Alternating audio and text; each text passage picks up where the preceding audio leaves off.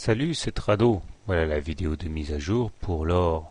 2% encore aujourd'hui accumulé par l'or et on est venu à un moment même frôler avec les 3-4%, ce qui a permis alors de manière très classique, puisque je vous avais dit qu'il y avait toutes les chances que ça se produise comme ça, c'est très classique.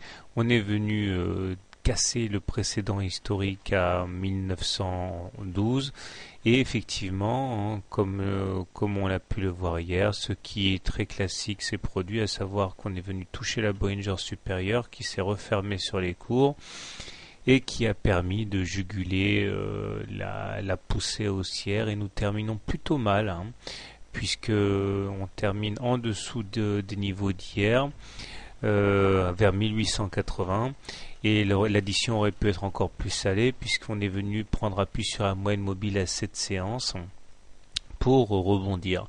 Donc c'est à la fois un petit peu inquiétant en ce sens que les haussiers ont manqué de conviction, puisque à peine avons-nous eu touché l'objectif haussier qu'on a assisté à une fuite des acheteurs qui ont soldé leur position.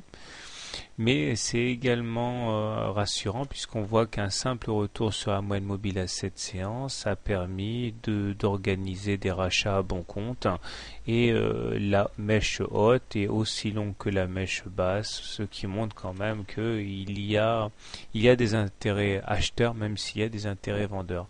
Il est clair que pour tous ceux qui ont intérêt à ce que l'or ne monte pas, il s'agira ici de jouer le double top, c'est-à-dire que on en est loin, mais si effectivement on devait descendre encore, on devrait reconsidérer la possibilité d'un M baissier sur lequel je reviendrai demain.